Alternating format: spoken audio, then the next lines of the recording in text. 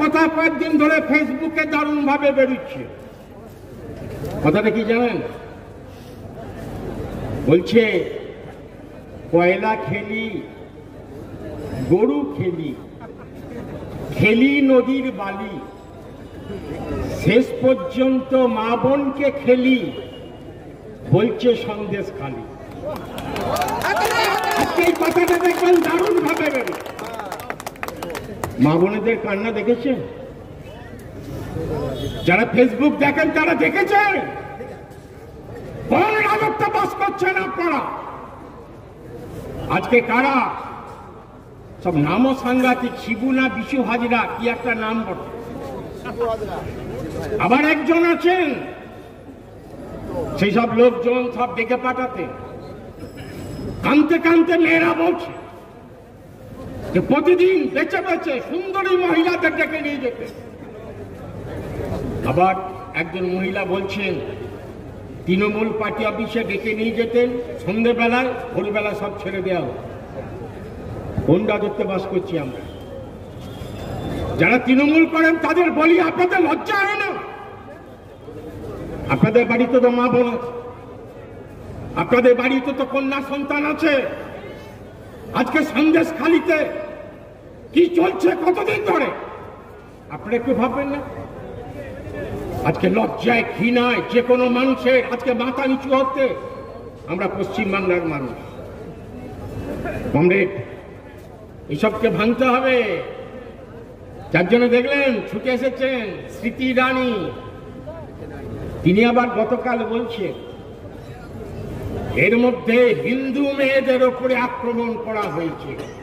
লজ্জা করে না? হিন্দু মেয়ে বলছেন কেন? হিন্দু মেয়ে হোক, মুসলমান মেয়ে হোক, যারা আক্রান্ত তারা তো কোনো জাত ধর্মের প্রশ্ন না, এবং যারা আক্রমণ করলো তাদেরও জাত ধর্মের প্রশ্ন না। কে ডেকেছে? ডাক্তার উত্তম বাবু, তিনি কে? ডাক্তার শিবু বাবু, তিনি কে? হিন্দু মেয়েরা আক্রান্ত হয়েছে, কিন্তু যারা ডাকতেন তারা কে? শুধু তো শাহজাহান নয়। বন্ধুগণ, আসলে মানুষের মধ্যে বিষ মিটিয়ে আসল ঘটনাকে চাপা দেওয়ার চেষ্টা করে। যা চলছে আজকে সন্দেশখালিতে, আমাদের কমরেড নিরাপদ সর্দার, তিনি আমাদের খেতমজুর সংগঠনের রাজ্যের সম্পাদক। ঘটনার দিন তিনি ছুটেছিলেন রামপুরহাট, ওখানে 4 জন মহিলা মারা গেছে। তারা একটা গাড়িতে যাচ্ছিলেন, এক গাদা মহিলা কাজ করতে যাচ্ছিলেন, একটা অ্যাক্সিডেন্ট হয়, 4 জন ঘটনাস্থলে মারা যায়। আমাদের রাজ্য কমিটির মিটিং চলাকালীন রাজ্য সম্পাদকের নির্দেশে সব ছুটলেন, তা হচ্ছে রামপুরহাট। তিনি ঘটনাস্থলে ছিলেন না, কিন্তু তাকে গ্রেপ্তার করা হল এবং 3 দিন তার পুলিশ হেফাজতে তিনি আছেন। কি চলছে গোটা রাজ্য? কল্পনা করতে পারেন যে উত্তমের বিরুদ্ধে এত অভিযোগ উত্তমের বিরুদ্ধে, কি করে কোর্ট থেকে ছাড়া পেল? কেন পুলিশ ঠিক মতো ফাইল পাঠালেন না? কেন পাঠালেন না পুলিশ? তো লজ্জা হওয়া উচিত পুলিশের। আবার শুনলাম রাত্রেবেলা তাকে ধরে।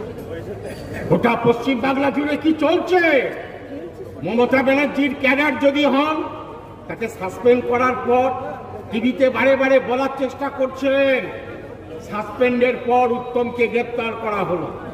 আবার সেই উত্তম, তার কাগজপত্র পুলিশের কোর্টে পৌঁছলো না, তাকে আবার ছেড়ে দেওয়া হলো। আবার গভীর রাত্রে তাকে ধরার চেষ্টা। বন্ধুগণ, কারো জীবনের কোনো নিরাপত্তা নেই। এই পশ্চিমবঙ্গে মা বোনেদের নিরাপত্তা নেই, আমাদেরও কারো নিরাপত্তা নেই। আমরা কেউ বাঁচতে পারবো না। দিনকাল যে জায়গায় যাচ্ছে, দুটো এক মুঠো খেতে পাবো না।